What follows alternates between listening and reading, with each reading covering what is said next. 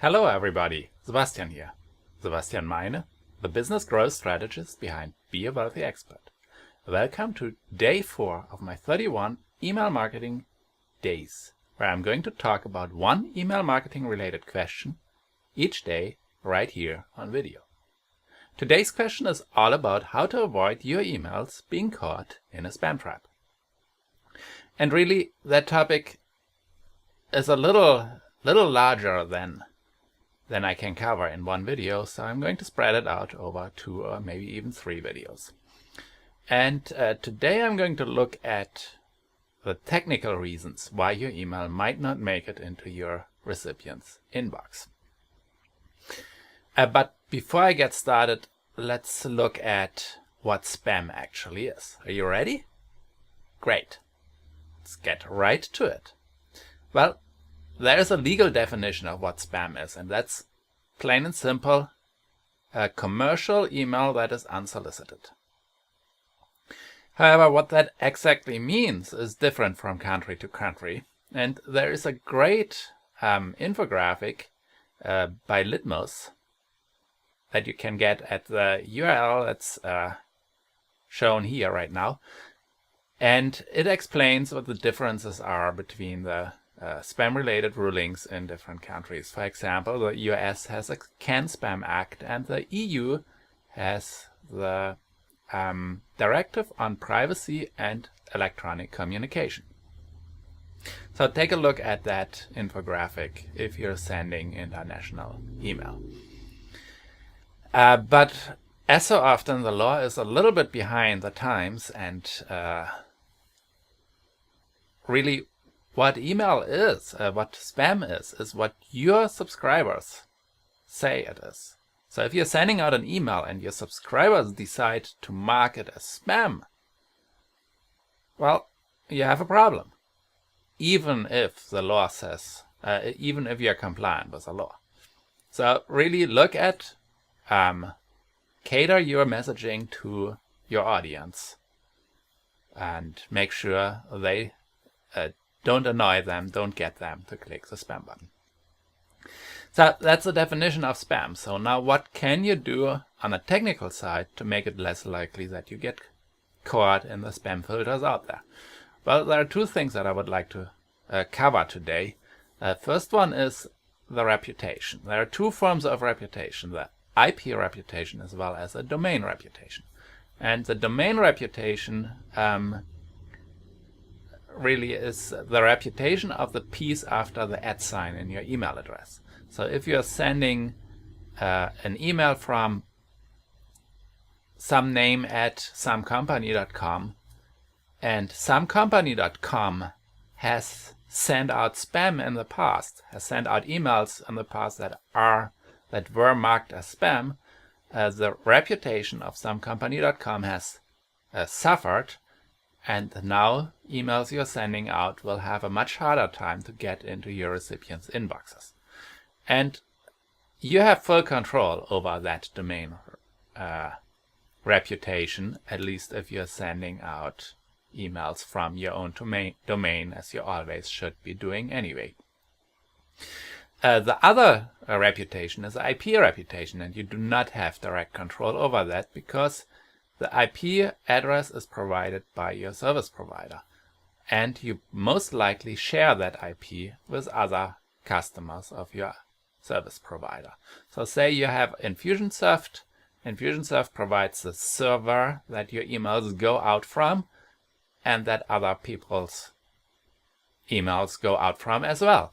And if one of those other customers does bad things, the IP reputation will suffer, and it can affect the deliverability of your emails. However, most service providers, and certainly Infusionsoft is one of them, pay very, very close attention to making sure that their IP reputation is always as high as possible.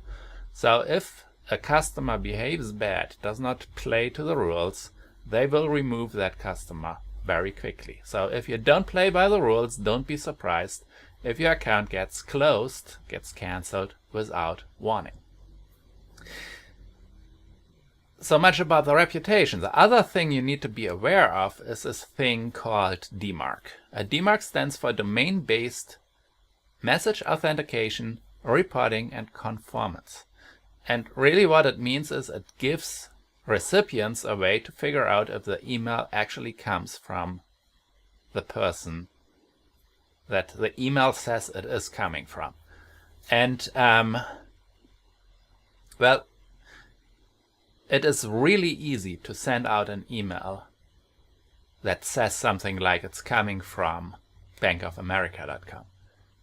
And a lot of bad people have misused that in the past by sending out spam emails, or even worse, phishing emails, where they were trying to get things like online banking passwords from the recipients.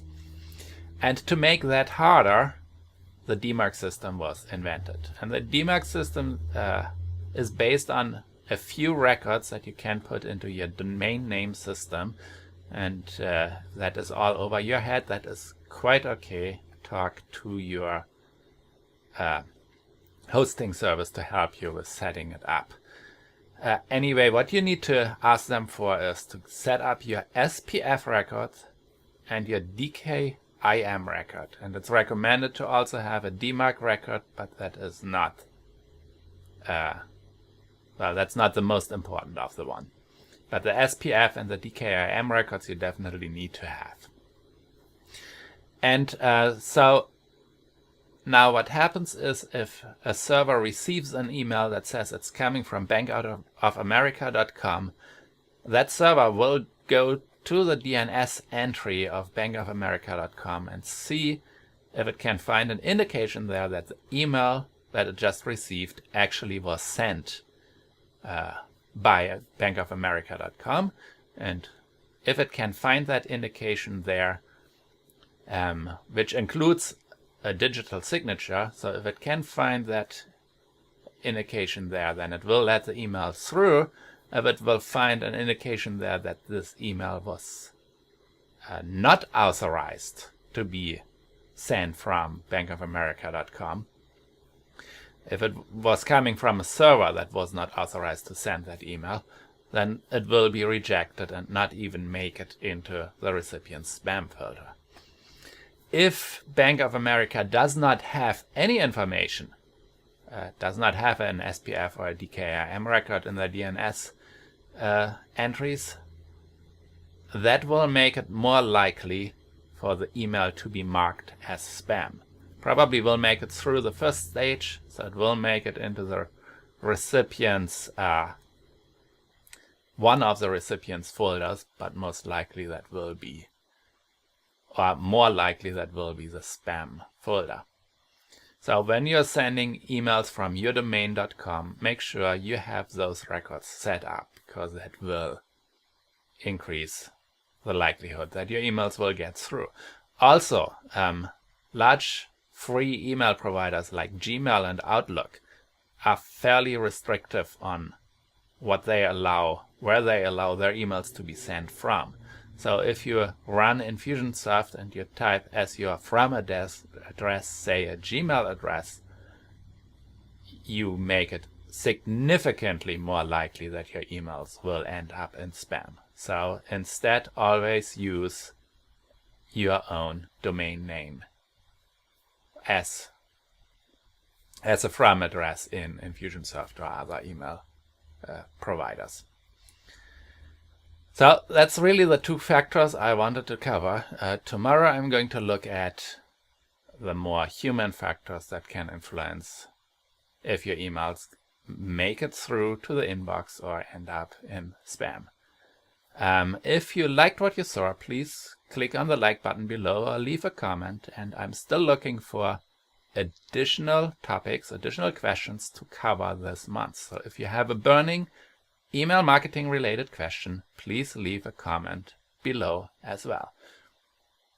And don't miss tomorrow's video, where I'm going to continue to talk about how to avoid your emails being caught in a spam trap. Thanks for watching. See you tomorrow.